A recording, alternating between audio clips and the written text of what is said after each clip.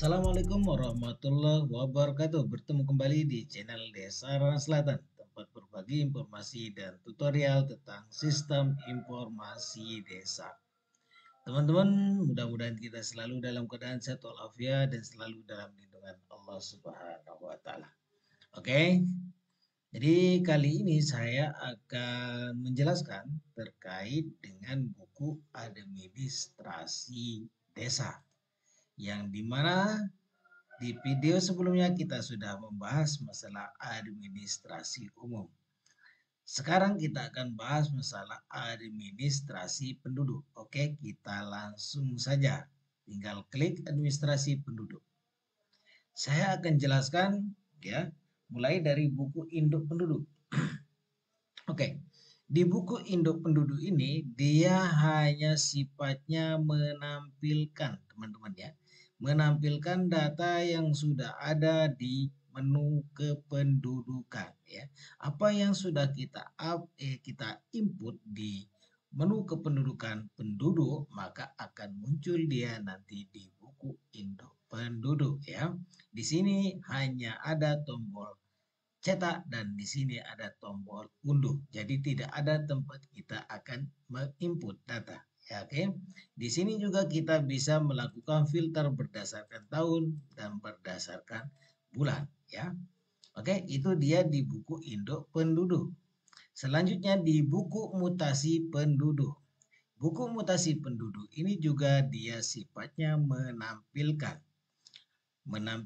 terkait dengan mutasi penduduk yang kita lakukan melalui menu kependudukan penduduk. Ketika ada yang meninggal dunia, maka akan masuk datanya di sini. Ketika ada yang pindah, akan masuk datanya di sini. Ketika dia ada pindah masuk, pindah keluar, maupun kelahiran akan masuk datanya di sini ya.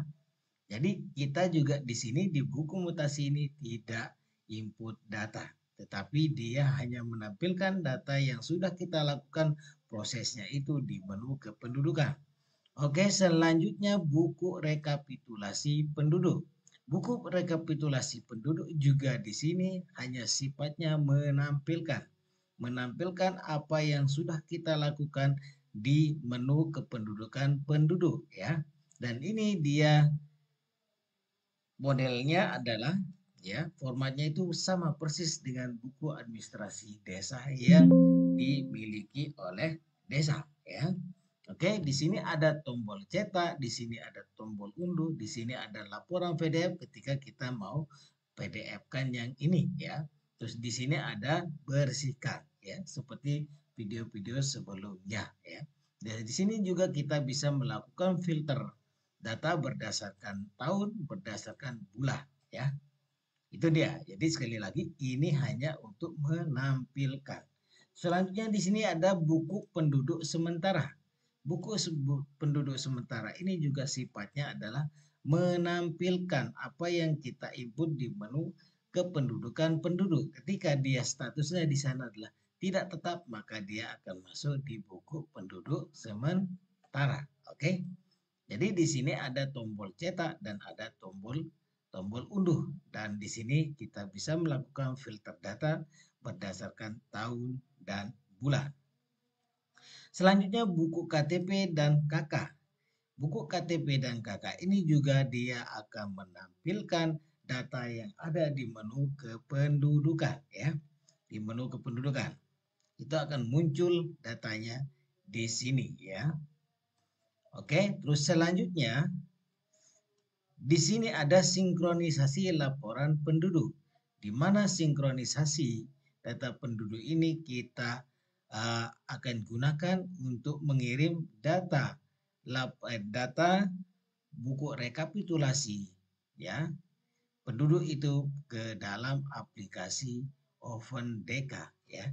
Maka kita akan melakukan penambahan itu melalui sini ya. Dan ini pernah juga kita singgung pembahasannya itu di video sebelumnya. Jadi silakan tinggal ditonton videonya yang ada pembahasan di menu statistik laporan penduduk ya.